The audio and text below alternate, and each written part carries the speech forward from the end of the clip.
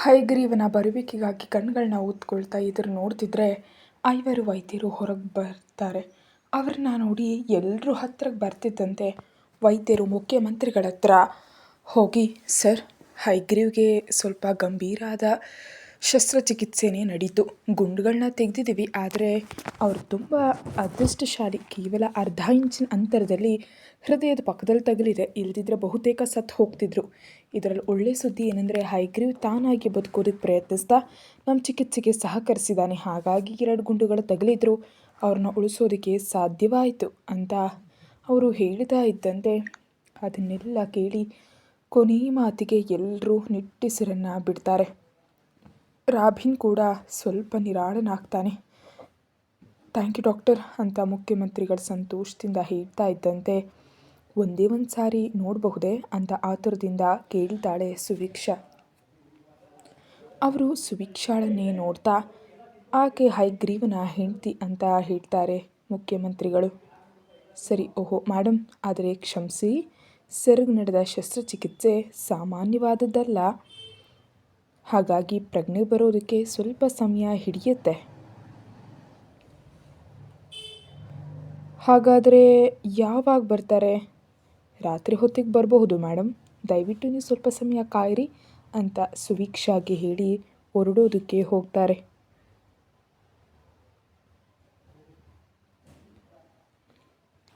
ಗಾಯತ್ರಿ ಕಣ್ಣೀರು ನೋಡಿಸ್ಕೊಂಡು ದೇವರಿಗೆ ನಮಸ್ಕರಿಸ್ತಿದ್ರೆ ಸುವಿಕ್ಷಾ ಬಾಗಿಲಿನ ಮೇಲೆ ಕೈಯನ್ನು ಇಟ್ಟು ಹಯಗ್ರೀವ್ ಕಾಣಿಸ್ತಾನೇನೋ ಅಂತ ಆಸೆಯಿಂದ ಒಳಗೆ ನೋಡ್ತಾಳೆ.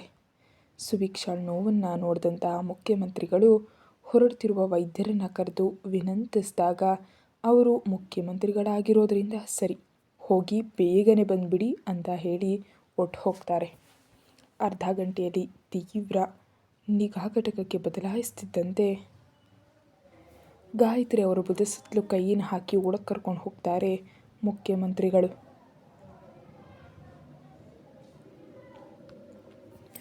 ವೆಂಟಿಲೇಟರ್ ಮೇಲಿದ್ದ ಮಗನನ್ನು ನೋಡಿ ಗಾಯತ್ರಿ ಮನಸ್ಸು ತಲ್ಲಣಗೊಂಡ್ರೆ ಮುಖ್ಯಮಂತ್ರಿಗಳು ಕಣ್ಣೀರನ್ನು ನುಂಗಿಕೊಳ್ಳುತ್ತಲೇ ತಲೆಗೆ ಸುತ್ತಿದ ಬಟ್ಟೆ ಮೇಲೆ ಮೆಲ್ಲಗೆ ತನ್ನ ಕೈಯನ್ನು ಇಟ್ಟು, ಬೇಗನೆ ಎದ್ದು ತಿರುಗಬೇಕು ಮಗನೇ ಅಂತ ಅಂದ್ಕೊಳ್ತಾ ಹಯಗ್ರೀವನ ಕೈಯನ್ನು ಹಿಡಿದಿದ್ದ ಗಾಯತ್ರಿಯನ್ನು ನೋಡಿ, ಗಾಯು ಬನ್ನಿ ಹೊರಗೋಗೋಣ ಅಂತ ಕಷ್ಟಪಟ್ಟು ಆಕೆ ಕೈಯನ್ನು ಬಿಡಿಸಿ ಹೊರಗೆ ಕರ್ಕೊಂಡು ಹೋಗ್ಬಿಡ್ತಾರೆ. ಅವರು ಹೊರಗೆ ಬರ್ತಿದ್ದಂತೆ ಸುವಿಕ್ಷಾ ವೇಗವಾಗಿ ಬಾಗಿಲನ್ನು ತೆರೆದು ಒಳಗೆ ಬಂದು ಹಾಸಿಗೆಯ ಮೇಲೆ ಮೈಯೆಲ್ಲ ತಂತಿಗಳಿಂದ ಆವೃತನಾಗಿ ಮಲಗಿರೋ ಹಯಗ್ರೀವನನ್ನು ನೋಡಿ ಅವಳು ಉಮ್ಮಳಿಸಿ ಬರ್ತಿದ್ರೆ ಮೆಲ್ಲಗೆ ಹೆಜ್ಜೆಯನ್ನು ಇಡ್ತಾ ಹತ್ತಿರಕ್ಕೆ ಬಂದು ನೋಡ್ತಾಳೆ. ಯಾವಾಗಲೂ ಸಿಂಹದಂತೆ ತಿರುಗ್ತಾ ಗರ್ವದಿಂದ ಕೂಡಿದ ನೋಟಗಳಿಂದ ಗಾಂಭೀರ್ಯವಾಗಿ ತಿರುಗುವ ಹಯಗ್ರೀವ್ ಕಣ್ಣುಗಳಲ್ಲಿ ಮೆರೆದು ಹೃದಯವೇ ಒಡೆದು ಹೋಗುತ್ತೆ. ನಡಕ್ತಿರೋ ಕೈಯನ್ನು ತಲೆ ಮೇಲಿಟ್ಟು ರಾಕ್ಷಸ ಅಂತ ಕರೀತಾಳೆ. ಹಯಗ್ರೀವ್ನಲ್ಲಿ ಯಾವುದೇ ಚಲನೆ ಇಲ್ಲದೆ ಹೋಗೋಷ್ಟರಲ್ಲಿ ಗ್ಲೂಕೋಸ್ ಹಾಕಿದ ಕೈಯನ್ನು ಹಿಡಿದು ಎದೆ ಮೇಲೆ ತಲೆಯನ್ನು ಇಟ್ಕೊಂಡು ಸಣ್ಣದಾಗಿ ಅಳ್ತಾ, ತುಂಬ ಭಯ ಆಯಿತು ರಾಕ್ಷಸ. ಆದರೂ ನಾನಂದರೆ ನಿನಗೆ ಇಷ್ಟ ಅಂತ ನಂಗೆ ತಿಳಿದಿರಲಿಲ್ಲ. ಏನೋ ಬೇಕಂತಲೇ ನನ್ನನ್ನು ಬಲವಂತವಾಗಿ ಮದುವೆ ಆದೆ ಅಂತ ಅಂದ್ಕೊಂಡೆ. ಆದರೆ ನನಗಾಗಿ ಪ್ರಾಣವನ್ನೇ ಕೊಡುವಷ್ಟು ಪ್ರೇಮ ಇದೆ ಅಂತ ತಿಳ್ಕೊಳ್ಳೋದಕ್ಕಾಗಲಿಲ್ಲ. ಸಾರಿ. ಆದರೂ ಹಾಗೆ ಹೇಗೆ ಮಧ್ಯದಲ್ಲಿ ಬಂದೆ? ಆ ಗುಂಡುಗಳು ಯಾವುದೋ ನನಗೆ ತಲುಪಿದ್ರೆ ಚೆನ್ನಾಗ್ತಿತ್ತು. ಕನಿಷ್ಠ ನಿನ್ನ ಕಾಪಾಡಿಕೊಂಡೆ ಎಂಬ ತೃಪ್ತಿಯೊಂದಿಗಾದರೂ ಕಣ್ಣು ಮುಚ್ತಿದ್ದೆ. ಆದರೆ ನೀನು ಅಡ್ಡ ಬಂದು ನನ್ನನ್ನು ಕಾಪಾಡಿದೀಯ. ಒಂದು ವೇಳೆ ಈಗೇನಾದರೂ ಜರುಗಬಾರ್ದು ನಡೆದ್ರೆ ನೀನು ಕಾಪಾಡಿದ ಈ ಪ್ರಾಣ ಉಳಿಯುತ್ತಾ? ಅಗ್ರಹಾರದಿಂದ ಇಲ್ಲಿಗೆ ನೀನೇ ಕರ್ಕೊಂಡು ಬಂದೆ. ಮದುವೆಗೆ ಮುಂಚಿನವರೆಗೂ ಅದೇ ಪ್ರಪಂಚ ಅಂತ ಅಂದ್ಕೊಂಡೆ ನನಗೆ ಬಲವಂತವಾಗಿ ಇಲ್ಲಿಗೆ ಕರ್ಕೊಂಡು ಬಂದ ಮೇಲೆ ಇದೇ ನನ್ನ ನಿಜವಾದ ಪ್ರಪಂಚ ಅಂತ ಈ ಮಧ್ಯೆಯೇ ಅರ್ಥ ಆಯಿತು. ಇನ್ನು ನೀನೇ ಇಲ್ದಿದ್ರೆ ಅದರಲ್ಲಿ ನಾನು ಎಲ್ಲಿರ್ತೀನಿ? ಈ 4 ದಿನಗಳು ಶೂನ್ಯದಂತೆ ಕಾಣಿಸ್ತು ನನಗೆ. ನೀನಿಲ್ದಿದ್ರೆ ನಾನು ಇರಲಾರನಿಂದ ನೀನು ದೂರವಾಗಿ ಹೋದಾಗಲೇ ತಿಳಿದು ಬಂತು. ಆಣೆ ಮಾಡ್ತೀನಿ ರಾಕ್ಷಸ, ನೀನಿಲ್ದ್ರೆ ಸುತ್ತಲೂ ಇಷ್ಟೊಂದು ಜನ ಇದ್ದರು. ಕ್ಷಣ ಕ್ಷಣಕ್ಕೂ ರಾಕ್ಷಸ ರಾಕ್ಷಸ ಅಂತ ಎಷ್ಟು 1000 ಸಲ ನೆನಪಿಸ್ಕೊಂಡು ನನಗೆ ಮಾತ್ರ ಗೊತ್ತು. ನೀನು ತಪ್ಪಿಕೊಂಡು ಮಲಗಿದೆ ಎಂದು ಎಷ್ಟು ಸಲ ನಿದ್ರೆಯಲ್ಲಿ ಬೆಚ್ಚಿಬಿದ್ದಿದ್ನೋ ನನಗೇ ಗೊತ್ತು. ಕೋಣೆಯಲ್ಲಿ ಅಗ್ರಹಾರ ಎಂಬ ನಿನ್ನ ಕರೆಯೇ ನನ್ನ ಹುಚ್ಚಿಯನ್ನಾಗಿ ಮಾಡ್ತು ಅಂತ ಕೊರಗ್ತಾ ಹಾಗೆ ಅಂದು ನಿನ್ನೊಂದಿಗೆ ಮಾತನಾಡಿದ್ದೆಲ್ಲವೂ ನನ್ನ ಮನಸ್ಸಿನಿಂದ ಬಂದಿದೆ ಅಂತ ನನಗರ್ಥ ಆಯಿತು. ನಿಜವಾಗಿ ಅದು ನನಗೆ ಕೂಡ ಗೊತ್ತಿರಲಿಲ್ಲ. ವಿಡಿಯೋ ನೋಡಿದ ಮೇಲೆಯೇ ನನಗರ್ಥ ಆಯಿತು ನಾನು ಕೂಡ ನಿನ್ನನ್ನು ಪ್ರೀತಿಸ್ತಿದ್ದೀನಿ ಅಂತ. ನೀನೇ ಕೇಳಿದೆ ಅಲ್ವಾ ಬಂದಮೇಲೆ ನಿನ್ನ ನಿರ್ಧಾರನ ತಿಳಿಸ್ಬೇಕು ಅಂತ. ಅದಕ್ಕಾಗಿಯೇ ಈ ವಿಷಯ ನೀನು ಒಂದಾಗ ಹೇಳ್ಬೇಕಂತ ಎಷ್ಟು ಆಸೆಯಿಂದ ಎದುರು ನೋಡ್ತಿದ್ರೆ ಪರಿಸ್ಥಿತಿ ಹೀಗಾಗೋಯ್ತು. ಈಗ ಹೇಳ್ತಿದ್ದೀನಿ ರಾಕ್ಷಸ, ನೀನು ನನ್ನ ಪ್ರಾಣ. ನೀನು ಇಲ್ದಿದ್ರೆ ನಾನು ಇರಲಾರೆ. ಎಷ್ಟರ ಮಟ್ಟಿಗಂದರೆ ಅಮ್ಮ ಇಲ್ದಿದ್ರೂ ಇರೋದಕ್ಕೆ ಶಕ್ತಳಾದೆ, ಆದರೆ ನೀನು ಇಲ್ದಿದ್ರೆ ಉಸಿರು ಕೂಡ ಆಡ್ತಿಲ್ಲ. ಅಷ್ಟರ ಮಟ್ಟಿಗೆ ನನ್ನಲ್ಲಿ ತುಂಬ್ಕೊಂಡಿದ್ಯಾ. ಈ ಹೃದಯ ಬಡ್ಕೊಳ್ಳೋದು ನಿನಗೋಸ್ಕರವೇ. ಒಂದು ಕಾಲದಲ್ಲಿ ಸುಭಿಕ್ಷಾ ಅಂದರೆ ಶರ್ಮಾ ಅವರ ಮಗಳು ಅಂತ ಹೇಳ್ಕೊಡ್ತಿದ್ದೆ ನಾನು, ಇಂದು ನನ್ನ ರಾಕ್ಷಸನ ಹೆಂಡತಿ ಅಂತ ಹೆಮ್ಮೆಯಿಂದ ಹೇಳುವಂತೆ ಮಾಡಿದೆ ಅಂತ ಯೋಗಿಯೊಂದಿಗೆ ಹೇಳಿದ್ದನ್ನು ನೆನಪಿಸ್ಕೊಳ್ತಾಳೆ. ಕೇಳಿಸ್ತಿದೆಯಾ ರಾಕ್ಷಸ, ನಾನು ನಿನ್ನನ್ನು ಮನಸ್ಸಿನಿಂದ ಪ್ರೀತಿಸ್ತಿದ್ದೀನಿ ಅಂತ ಕಣ್ಣೀರಿನಿಂದ ಹೇಳ್ತಿದ್ರೆ, ಮೊದಲಿನಲ್ಲಿ ಇವೇ ಮಾತುಗಳನ್ನ ಫೋನ್ನಲ್ಲಿ ತಾಯಿಯೊಂದಿಗೆ ಹೇಳಿದಾಗ ಹಯಗ್ರೀವ್ ತನ್ನನ್ನು ಹಿಂದಿನಿಂದ ತಪ್ಪಿಕೊಂಡು ಇವೇ ಮಾತುಗಳನ್ನ ನನ್ನೊಂದಿಗೆ ಹೇಳಿದ್ರೆ ಆಸ್ಪತ್ರೆಯ ಹಾಸಿಗೆ ಮೇಲಿರೋ ನಿಂಗೋಸ್ಕರ ಎದ್ದು ಬರ್ತೀನಿ ಹೆಂಡತಿ ಅಂತ ಹೇಳಿದ ಮಾತು ನೆನಪಿಗೆ ಬಂದು ಇನ್ನೂ ಸ್ವಲ್ಪ ಹೆಚ್ಚು ಅಳ್ತಾಳೆ. ಬೇಗನೆ ಎದ್ದೇಳು ರಾಕ್ಷಸ, ನೀನು ಅಗ್ರಹಾರ ಪುಳಿಯೋಗರೆ ಅಂತ ಕರಿತಿದ್ರೆ ಕೇಳಬೇಕು ಅಂತ ಅನಿಸುತ್ತೆ. ನೀನು ಪ್ರೀತಿಯಿಂದ ಕೊಡೋ ತಕ್ಕೊಳ್ಳುವಿಕೆ ನನ್ನನ್ನು ಅಳಿಸೋದಕ್ಕಾಗಿ ಮಾಡೋ ಸಣ್ಣ ಮುತ್ತು ಬೇಕನ್ನಿಸ್ತಿದೆ. ಹಾಗೆ ಇನ್ನು ಎಂದಿಗೂ ನಿನ್ನ ಮಾತಿಗೆ ಎದುರು ಹೇಳೋದಿಲ್ಲ, ಬೈದ್ಕೊಳ್ಳೋದಿಲ್ಲ ಅಂತ ಆಕೆ ಕಣ್ಣೀರನ್ನು ಹಾಕ್ತಾ ಇದ್ದರೆ ಅಷ್ಟೇ ಸಮಯದಲ್ಲಿ ನರ್ಸ್ ಒಳಗೆ ಬಂದು, ಮೇಡಮ್ ಬೇಗ ಬನ್ನಿ, ಇಷ್ಟು ಸಮಯ ರೋಗಿ ಹತ್ರ ಇರಬಾರ್ದು ಅಂತ ಹೇಳ್ತಾಳೆ. ಸುಭಿಕ್ಷಾ ಮೇಲಕ್ಕೆದ್ದು ಬರ್ತಿದ್ದೀನಿ ನೀವು ಹೋಗಿ ಅಂತ ನರ್ಸ್ಗೆ ಹೇಳ್ತಾ ಇದ್ದಂತೆ ನರ್ಸ್ ಹೊರಗೊಟ್ಟು ಹೋಗ್ತಾಳೆ. ಆತನ ಹಣೆ ಮೇಲೆ ಮುತ್ತಿಟ್ಟು ಬೇಗನೆ ಕಣ್ಣುಗಳನ್ನ ತೆರೆದು ನನ್ನನ್ನು ನೋಡಬೇಕು ರಾಕ್ಷಸ ಅಂತ ಮೆಲ್ಲಗೆ ಹೇಳಿ ಹಯಗ್ರೀವನ ಕೈಯನ್ನು ಬಿಡೋದಕ್ಕೆ ಹೋಗ್ತಾ ಇದ್ದರೆ ಹಯಗ್ರೀವ್ ಆಕೆ ಕೈಯನ್ನು ಬಿಗಿಯಾಗಿ ಹಿಡ್ಕೊಂಡ್ಬಿಡ್ತಾನೆ. ಸುಭಿಕ್ಷಾ ಕಣ್ಣೀರಿನಿಂದ ನೋಡಿ ಸಣ್ಣ ನಗು ಒಂದು ತುಟಿಗಳ ಮೇಲಕ್ಕೆ ಬರುತ್ತೆ. ತಲೆಯನ್ನು ಬಗ್ಸಿ ಹಯಗ್ರೀವನ ಕಿವಿ ಹತ್ರ ಇಟ್ಟು, ನಿಂಗೋಸ್ಕರ ಕಾಯೋ ನಿನ್ನ ಅಗ್ರಹಾರ ತನ್ನ ರಾಕ್ಷಸನ ಬಿಟ್ಟು ಎಲ್ಲಿಗೆ ಹೋಗ್ತಾಳೆ ಹೇಳು ಅಂತ ಪ್ರೀತಿಯಿಂದ ನುಡಿತಾಳೆ. ಮೆಲ್ಲಗೆ ಹಯಗ್ರೀವನ ಕೈಯನ್ನು ಬಿಡಿಸ್ಕೊಂಡು ಕಷ್ಟಪಟ್ಟು ಹೊರಗಡೆ ಬರ್ತಾಳೆ. ಹಯಗ್ರೀವನ ನೋಡಿದ ಮೇಲೆ ಸುಭಿಕ್ಷಾಳ ಮನಸ್ಸು ಸ್ವಲ್ಪ ಹಗುರವಾಗಿ ಗಾಯತ್ರಿಯ ಹತ್ರ ಕೂತ್ಕೊಳ್ತಾಳೆ. ಮುಖ್ಯಮಂತ್ರಿಗಳು ಮುರಾರಿಯನ್ನು ಕರೆದು ಫ್ರೂಟ್ ಜ್ಯೂಸನ್ನು ಆರ್ಡರ್ ಮಾಡೋದಕ್ಕೆ ಹೇಳ್ತಾರೆ. ಹಾಗೆ ಮುರಾರಿ ಕೆಳಗೆ ಹೋಗಿ ಎಲ್ರಿಗೂ ಜ್ಯೂಸನ್ನು ಆರ್ಡರ್ ಮಾಡಿ ರಿಷಿಯೊಂದಿಗೆ ಮೇಲಕ್ಕೆ ಬರ್ತಾರೆ. ಮತ್ತು ರಿಷಿಯನ್ನು ನೋಡಿದ ಕೀರ್ತಿಯ ಭಾವನೆ, ರಿಷಿ ಗಬಗಬನೆ ಮುಖ್ಯಮಂತ್ರಿಗಳ ಮುಂದಕ್ಕೆ ಬಂದು, ಕ್ಷಮಿಸಿ ಮಾವಯ್ಯ, ರಾತ್ರಿ ಹಯಗ್ರೀವ್ ಹೇಳಿದ ಸಭೆಗೆ ಹಾಜರಾಗಿ ಬರೋದಕ್ಕೆ ತುಂಬಾ ತಡ ಆಯಿತು. 3 ದಿನಗಳಿಂದ ಸರಿಯಾಗಿ ನಿದ್ರೆ ಮಾಡದೇ ಇರೋದ್ರಿಂದ ನಿದ್ರೆ ಮಾತ್ರೆಗಳನ್ನ ಹಾಕೊಂಡ್ಬಿಟ್ಟಿದ್ದೆ. ಈಗಷ್ಟೇ ಎದ್ದು ಕೆಳಗಿಳಿದು ಬರುವಾಗ ಕುಮಾರಿ ನಡೆದದ್ದನ್ನೆಲ್ಲ ಹೇಳಿದ್ಲು. ತಡ ಮಾಡಿದ ತಕ್ಷಣ ಬಂದೆ ಅಂತ ತಪ್ಪಿತಸ್ಥನಂತೆ ಹೇಳ್ತಾ ಇದ್ದರೆ, ಪರವಾಗಿಲ್ಲ ರಿಷಿ, ನಿನ್ನ ಬಗ್ಗೆ ನಮ್ಗೆ ತಿಳಿಯದಾ? ಆದರೂ ಹಯಗ್ರೀವ್ ತನ್ನ ಕೆಲಸವನ್ನು ನಿನಗೆ ವಹಿಸಿದಾನೆ ಅಂತ ಅಂದರೆ ನಿನ್ನ ಮೇಲೆ ಎಷ್ಟೋ ನಂಬಿಕೆ ಇದ್ದರೆ ತಾನೇ ಅವನು ಆ ರೀತಿ ಮಾಡೋದು. ಅದನ್ನು ನಾವು ಅರ್ಥ ಮಾಡ್ಕೊಳ್ಬಲ್ವು. ಹೇಗೋ ಈಗ ಹಯಗ್ರೀವನ್ ಕೂಡ ಚೆನ್ನಾಗಿದೆ ಅಂತ ಭುಜದ ಮೇಲೆ ತಡ್ತಾರೆ ಮುಖ್ಯಮಂತ್ರಿಗಳು. ಥ್ಯಾಂಕ್ ಯು ಮಾವಯ್ಯ, ಹಯಗ್ರೀವ್ನನ್ನು ನೋಡಬಹುದಾ? ಬೇಡ ರಿಷಿ, ಪ್ರಜ್ಞೆಗೆ ಬಂದ ಮೇಲೆ ನೋಡುವಂತೆ ಅಂತ ಹೇಳಿದ್ದಾರೆ. ಸರಿ ಅಂತ ತಲೆಯನ್ನು ಆಡಿಸ್ತಿದ್ರೆ ಅಷ್ಟರಲ್ಲಿ ಜ್ಯೂಸ್ ತಂದಿದ್ರಿಂದ ಎಲ್ಲರೂ ತಗೊಳ್ತಾರೆ. ತನ್ನನ್ನೇ ನೋಡ್ತಿರೋ ಕೀರ್ತಿ ಕಡೆ ದೃಷ್ಟಿಯನ್ನು ತಿರುಗಿಸ್ತಾನೆ ರಿಷಿ. ಮೊಣಕಾಲಿನವರೆಗೂ ಇರುವ ನೈಟ್ ಪ್ಯಾಂಟ್ ಮೇಲೆ ಸ್ಲೀವ್ಲೆಸ್ ಟೀ ಶರ್ಟ್, ಅವುಗಳ ಮೇಲೆ ವೇಲ್ನಂಥದ್ದನ್ನು ಸುತ್ತಕೊಂಡು ವಿಭಿನ್ನವಾಗಿ ಕಾಣ್ತಾಳೆ.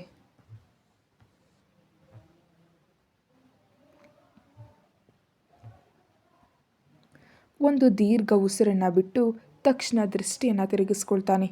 ಕೀರ್ತಿ ಹೇಗೆಯೂ ತನ್ನನ್ನು ಗಣನೆಗೆ ತೆಗೆದುಕೊಳ್ಳೋದಿಲ್ಲ ಅಂತ. ಆದರೆ ರಿಷಿಯನ್ನು ಬೆಚ್ಚಿ ಬೀಳಿಸುವಂತೆ ಮಾಡ್ತಾ ಗ್ಲಾಸನ್ನು ತೆಗೆದುಕೊಂಡು ಬಂದು ರಿಷಿ ಕೈ ಕೊಡುತ್ತಾ ತಗೋ ಬಾವಾ ಅಂತ ಅಂತಾಳೆ. ಆಕೆ ಬಾಯಿಂದ ಬಾವ ಎಂಬ ಕರೆಯು ಬರ್ತಿದ್ದಂತೆ ದೊಡ್ಡ ಆಘಾತವಾಗಿ ಬೊಂಬೆಯಂತೆ ನಿಂತ್ಕೊಂಡು ಹಾಗೇ ನೋಡ್ತಾ ಇದ್ರೆ ಗಾಯತ್ರಿ ಹಾಗೂ ಮುಖ್ಯಮಂತ್ರಿಗಳು ಕೂಡ ಆಶ್ಚರ್ಯಪಟ್ಬಿಡ್ತಾರೆ. ಯಾಕಂದರೆ ಎಂದಿಗೂ ಕೂಡ ಬಾವ ಅಂತ ರಿಷಿಯನ್ನು ಕರೆದಿಲ್ಲ. ನಿಜಕ್ಕೂ ಮಾತಾಡೋದನ್ನೇ ದೊಡ್ಡದಾಗಿ ಅವ್ರು ನೋಡೇ ಇಲ್ಲ. ಅಂಥದ್ರಲ್ಲಿ ಈಗ ಬಾವ ಅನ್ನೋ ಕರೆಗೆ ವಿಚಿತ್ರವಾಗಿ ನೋಡ್ತಾರೆ ಅಲ್ಲಿರೋ ಎಲ್ಲರೂ ಕೂಡ. ಸುಭಿಕ್ಷಾ ಮಾತ್ರ ಏನನ್ನು ಗಣನೆಗೆ ತಗೊಳ್ಳೋದ ಸ್ಥಿತಿಯಲ್ಲಿಲ್ಲ. ಹೈಗ್ರೀವ್ ಯಾವಾಗ ಎದ್ದು ಬರ್ತಾನೋ ಅಂತ ಎದುರು ನೋಡ್ತಾನೆ ಇರ್ತಾಳೆ. ಮತ್ತೊಮ್ಮೆ ರಿಷಿನ ಕದಲಿಸ್ತಾ ಬಾವ ಕುಡಿ ಅಂತ ಆತನ ಭುಜದ ಮೇಲೆ ತಡ್ತಾಳೆ. ರಿಷಿ ಹುಚ್ಚು ನೋಟದಿಂದ ನೋಡ್ತಾ ಕೀರ್ತಿ ಹತ್ರ ಗ್ಲಾಸ್ ತಗೊಂಡು ಕುಡಿದೆ ಹಾಗೆ ಇದ್ದರೆ ಎಲ್ಲರೂ ತಲಾ ಒಂದು ಗ್ಲಾಸನ್ನು ತಗೊಳ್ತಾರೆ. ಸುಭಿಕ್ಷಾ ಮಾತ್ರ ಕುಡಿದೆ ಗ್ಲಾಸನ್ನು ಮುಂಭಾಗದಲ್ಲಿ ಇಟ್ಕೊಂಡು ನೋಡ್ತಾ ಇರ್ತಾಳೆ. ಗಾಯತ್ರಿಯೇ, ಸುಭಿಕ್ಷಾ, ಹೈಗ್ರೀವ್ನನ್ನು ನೋಡಿದೆ ಅಲ್ವಾ, ಬೆಳಗ್ಗಿನಿಂದ ಏನನ್ನೂ ತಿಂದಿಲ್ಲ. ಸ್ವಲ್ಪ ಜ್ಯೂಸ್ ಕುಡಿಯಮ್ಮ, ಇಲ್ಲದಿದ್ದರೆ ಸುಸ್ತಾಗ್ಬಿಡುತ್ತೆ. ಆಗ ಹೈಗ್ರೀವ್ ಎದ್ದ ಮೇಲೆ ನಿನ್ನನ್ನು ಹಾಗೆ ನೋಡಿ ಕೋಪ ಮಾಡ್ಕೊಂಡ್ಬಿಡ್ತಾನೆ ಅಂತ ಹೇಗಾದರೂ ಸಮಾಧಾನ ಹೇಳಿ ಜ್ಯೂಸನ್ನು ಕುಡಿಸ್ತಾರೆ. ಎಲ್ಲರೂ ಕೂಡ ಜ್ಯೂಸನ್ನು ಕುಡಿತಿದ್ರೆ ಕೀರ್ತಿಗೆ ಇಲ್ದಿರೋದ್ರಿಂದ ಕೀರ್ತಿ ನೀನು ಕುಡಿ ಅಂತ ರಿಷಿ ತಿರುಗಿ ಗ್ಲಾಸ್ ಕೊಡೋದಕ್ಕೆ ಹೋಗ್ತಿದ್ರೆ ಪರವಾಗಿಲ್ಲ, ಶೇರ್ ಮಾಡ್ಕೊಳ್ಳೋಣ ಬಾವಾ ಅಂತ ಅಂತಾಳೆ. ಬೇಡ ಕೀರ್ತಿ, ನಾನು ಕೆಳಗೆ ಹೋಗಿ ಕುಡಿತೀನಿ, ನೀನು ಕುಡಿ ಅಂತ ಕೈಗೆ ಗ್ಲಾಸ್ ಕೊಟ್ಟು ಓಟ್ ಹೋಗೋದಕ್ಕೆ ಹೋಗ್ತಾ ಇದ್ದರೆ ರಿಷಿ ಕೈಯನ್ನು ಹಿಡಿದು ನೀನು ಅರ್ಧ ಕುಡಿ, ಉಳಿದದನ್ನು ನನಗೆ ಕೊಡು ಬಾವಾ ಅನ್ನುತ್ತಾ ಬಲವಂತ ಮಾಡ್ತಾಳೆ. ಅದನ್ನು ನೋಡಿ ಇನ್ನೂ ಸ್ವಲ್ಪ ಆಘಾತಗೊಳ್ತಾರೆ ಕುಟುಂಬದವರು. ಏನೋ ಇಂದು ಎಲ್ಲ ವಿಚಿತ್ರ ನಡೀತಿದೆ. ಎಂದೂ ಇಲ್ಲದಂತೆ ಹೈಗ್ರೀವ್ಗೆ ಹೀಗಾಗೋದು, ನೀನೇ ಈ ರೀತಿಯಾಗಿ ಉಡುಪು ಧರಿಸೋದು, ಬಾವಾ ಅಂತ ಆಘಾತಗಳನ್ನ ನೀಡೋದು, ಈ ಎಂಜಲು ಕುಡಿಯೋದು ಇವೆಲ್ಲವೂ 8ನೇ ಅದ್ಭುತವೇ ಅಲ್ವೇ ಅಂತ ಕೀರ್ತಿಗೆ ಮಾತ್ರ ಕೇಳಿಸುವಂತೆ ಹೇಳ್ತಾ ಇದ್ರೆ ಕೀರ್ತಿ ಏನನ್ನೂ ಮಾತಾಡದೆ ಮೌನವಾಗಿ ಇರ್ತಾಳೆ. ಅದನ್ನು ನೋಡಿ ದಾರಿಯಲ್ಲಿ ಏನಾದರೂ ದೆವ್ವ ಹಿಡ್ಗಿಡ್ಬಿಡ್ತಾ ನಿನಗೆ? ನಾನು ಒಂದಂದರೆ ಯಾವಾಗಲೂ 10 ಅನ್ನೋಳು ನೀನು, ಇನ್ನು ಇಲ್ಲಿವರೆಗೂ ಮೌನವಾಗಿ ಇದ್ಬಿಟ್ಟಿದೆಯಾ? ಓ, ಇಲ್ಲಿ ಮಾವಯ್ಯ ಇದ್ದಾರೆ ಅಂತ ಯೋಚಿಸ್ತಿದೀಯಾ? ಸರಿ ಬಿಡು, ಕೋಣೆಗೆ ಹೋದ್ಮೇಲೆ ಇವೆಲ್ಲದಕ್ಕೂ ಕಾರಣವನ್ನು ಹೇಳು ಅಂತ ಆತ ಅಂತಿದ್ರೆ ಕೀರ್ತಿ ತಲೆಯನ್ನು ತಿರುಗಿಸಿ ರಿಷಿಯನ್ನು ಒಮ್ಮೆ ನೋಡಿ ನಡುವಿನ ಮೇಲೆ ಗಟ್ಟಿಯಾಗಿ ಚೂಟ್ಬಿಡ್ತಾಳೆ. ಆ ನೋವಿಗೆ ಅರ್ಚಲಾಗದೆ ಆಸ್ಪತ್ರೆ ಅಂತ ನೆನಪಿಸ್ಕೊಂಡು ಸಹಿಸ್ಕೊಳ್ತಾ, ಏನಿತ್ತು ಕೀರ್ತಿ, ಯಾವಾಗಲೂ ಮಾತುಗಳವರೆಗೆ ಮಾತ್ರ ಇರೋಳು, ಈಗ ಹೊಡೆಯುವವರೆಗೆ ಬಂದ್ಬಿಟ್ಟಿಯಾ ಅಂತ ಮೆಲ್ಲಗೆ ಹೇಳ್ತಿರೋ ಆ ಮಾತು ಕೋಪದಿಂದಲೇ ಬರುತ್ತೆ. ಇಲ್ದಿದ್ರೆ ನೀನೆನ್ನೋ ಮಾತುಗಳೇನು? ನಾನು ಬಾವ ಅಂತ ತಾನೇ ಕರೆದದ್ದು.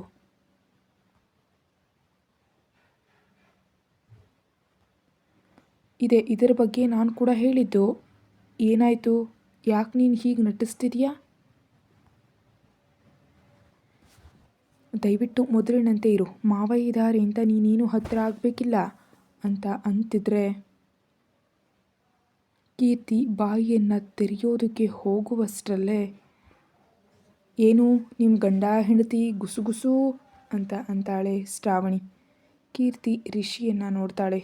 ಏನಿಲ್ಲ, ಅದಕ್ಕೆ ಬಾವ ಅಣ್ಣನ ಬಗ್ಗೆ ಕೇಳ್ತಿದ್ದಾರೆ ಅಂತ ಸಮಾಧಾನವನ್ನು ಹೇಳ್ತಾಳೆ. ಇನ್ನು ಎಲ್ಲರೂ ಮೌನವಾಗಿ ಹಾಗೆ ಇದ್ದರೆ ಸಂಸದರಿಗೆ ಫೋನ್ ಬರೋದ್ರಿಂದ ಪಕ್ಕಕ್ಕೆ ಹೋಗಿ ಫೋನ್ನಲ್ಲಿ ಮಾತಾಡಿ ಬಾವ ಒಮ್ಮೆ ಇಲ್ಲಿಗೆ ಬಾ ಅಂತ ಕರೀತಾರೆ. ಅಂತ ಗಾಯತ್ರಿ ಹತ್ತಿರದಿಂದ ಎದ್ದು ಅವ್ರ ಜೊತೆ ಹೋಗ್ತಿದ್ದಂತೆ ಸಂಸದರು ಫೋನ್ ಆನ್ ಮಾಡಿ ಬಾವ ಒಮ್ಮೆ ನೋಡು ಅಂತ ಬರ್ತಿರೋ ಸುದ್ದಿಯನ್ನು ತೋರಿಸ್ತಾರೆ. ಅದರಲ್ಲಿ ವಸಂತ್ ಯೋಗಿ ಶವದ ಹತ್ರ ಕೂತು ಅಳುತ್ತಾ, ನನ್ನ ಮಗನನ್ನು ಯಾರು ಕೊಂದ್ರೋ ಇದರ ಮೇಲೆ CID ತನಿಖೆಯನ್ನು ನಡೆಸ್ಬೇಕಂತ ನಾನು ಕೋರ್ಕೊತಾ ಇದ್ದೀನಿ. ಏನು ಮಾಡ್ತಾರೋ ಹೇಗೆ ಮಾಡ್ತಾರೋ ಅದೆಲ್ಲ ನನಗೆ ಗೊತ್ತಿಲ್ಲ. ನನ್ನ ಮಗನ ಸಾವಿಗೆ ಕಾರಣ ಆದವನಿಗೆ ಶಿಕ್ಷೆ ಆಗಲೇಬೇಕು ಅಂತ ಕೋಪದಿಂದ ಅವರು ಹೇಳ್ತಾ ಇದ್ದರೆ, ಏನು ಬಾವ ಇದು CID ಅಂದ್ರಲ್ಲ, ಇದೆಲ್ಲ ಹೈಗ್ರೀವನ್ ಮೇಲೆ ಬಂದ್ಬಿಡುತ್ತೆ. ಈಗ ಏನು ಮಾಡೋಣ ನಾವು? ಇದರಲ್ಲಿ ಹೈಗ್ರೀವನ ತಪ್ಪು ಏನೂ ಇಲ್ಲ ಬಾವ. ಸುಭಿಕ್ಷಳನ್ನು ಅಪಹರಿಸಿದ್ದು ಅವರೇ, ಬೆದರಿಸಿದ್ದು ಅವನೇ, ದಾಳಿ ಮಾಡಿದ್ದು ಅವನೇ. ಹೈಗ್ರೀವ್ ಕೇವಲ ತನ್ನ ಹೆಂಡತಿ ಹಾಗೂ ತನ್ನ ರಕ್ಷಣೆಗಾಗಿ ಗುಂಡು ಹಾರಿಸಿದ್ದಾನೆ. ಇದರಲ್ಲಿ ಅವನ ತಪ್ಪು ಏನಿದೆ? ಅವನು ತಪ್ಪು ಮಾಡಿದ್ದಾದರೂ ಏನು? ಇನ್ನು ಈ ವಿಷಯವನ್ನು ಬಿಟ್ಟುಬಿಡು ಬಾವ ಅಂತ ಹೇಳಿ ಗಾಯತ್ರಿಯವರ ಹತ್ತಿರಕ್ಕೆ ಬಂದುಬಿಡ್ತಾರೆ. ರಾತ್ರಿ 9 ಗಂಟೆ ಆಗ್ತಾ ಇರಲು ಹೈಗ್ರೀವ್ ಮೆಲ್ಲಗೆ ಕಣ್ಣುಗಳನ್ನ ತೆರೆದು ನೋಡ್ತಾ ಅದೆಲ್ಲ ಮುಸುಕಾಗಿ ಕಾಣಿಸಿ ಮತ್ತೆ ಕಣ್ಣುಗಳನ್ನ ಮುಚ್ಚಿ ತೆರಿತಾನೆ. ಸುತ್ತಲೂ ನೋಡ್ತಾ ಮೇಜಿನ ಹತ್ತಿರ ರಿಪೋರ್ಟ್ಸ್ಗಳನ್ನೆಲ್ಲ ಚೆಕ್ ಮಾಡ್ತಿರುವಂತಹ ನರ್ಸನ್ನು ನೋಡಿ ಆಕ್ಸಿಜನ್ ಮುಖವಾಡನ್ನು ತೆಗೆದು ನರ್ಸ್ ಅಂತ ಕರೀತಾನೆ. ಹಿಂದಕ್ಕೆ ತಿರುಗಿ ಹೈಗ್ರೀವ್ನನ್ನು ನೋಡಿದಂತಹ ನರ್ಸ್, ಸರ್ ನೀವು ಆ ರೀತಿ ಕದಲಬಾರ್ದು ಅಂತ ಆಕೆ ಹತ್ರಕ್ಕೆ ಬರ್ತಾ ಇದ್ದರೆ, ಹಾಂ ನಾನು ಚೆನ್ನಾಗಿದ್ದೀನಿ ಅಂತ ಕೈಯನ್ನು ಎತ್ತುತ್ತಾನೆ. ಇಲ್ಲ ಸರ್, ನಿಮಗೆ ಶಸ್ತ್ರಚಿಕಿತ್ಸೆ ಆಗಿದೆ, ದಯವಿಟ್ಟು 5 ನಿಮಿಷ ಕಾಯಿರಿ ಅಂತ ತಕ್ಷಣ ವೈದ್ಯರಿಗೆ ಫೋನ್ ಮಾಡ್ತಾಳೆ. ಹೈಗ್ರೀವ್ ಅಸಹನೆಯಿಂದ ಬಾಗಿಲಿನ ಕಡೆಯೇ ನೋಡ್ತಾ ಇದ್ದರೆ ವೈದ್ಯರು ಗಬಗಬನೆ ಒಳಗೆ ಬಂದು, ಸರ್ ಹೆಚ್ಚು ಆತಂಕಗೊಳ್ಳಬೇಡಿ ಅಂತ ಹೈಗ್ರೀವ್ನನ್ನು ನಿಯಂತ್ರಿಸುತ್ತಾ ಇಂಜೆಕ್ಷನನ್ನು ನೀಡ್ತಾರೆ. ಹೈಗ್ರೀವ್ ಸ್ವಲ್ಪ ಶಾಂತವಾಗುತ್ತಾ, ಹಾಂ ಸರಿ ವೈದ್ಯರೇ, ಆದರೂ ನಾನು ನನ್ನ ಕುಟುಂಬವನ್ನು ನೋಡಬೇಕು ಅಂತ ಅಂತಾನೆ. ಹಾಂ ಸರಿ ಸರ್, ಆದರೆ ನೀವು ಹೆಚ್ಚು ಆಯಾಸ ಮಾಡ್ಕೊಬೇಡಿ ಅಂತ ಹೇಳಿ ಹೊರಗೆ ಬಂದು ಮುಖ್ಯಮಂತ್ರಿಗಳಿಗೆ ವಿಷಯನೆಲ್ಲ ತಿಳಿಸ್ತಾ ಇದ್ದಂತೆ ಸಂತೋಷ ಪಡ್ತಾ ಥ್ಯಾಂಕ್ ಯು ಡಾಕ್ಟರ್ ಅಂತ ಹೇಳಿ ಮೊದಲು ಗಾಯತ್ರಿಯನ್ನು ಕರ್ಕೊಂಡು ಹೋಗ್ತಾರೆ.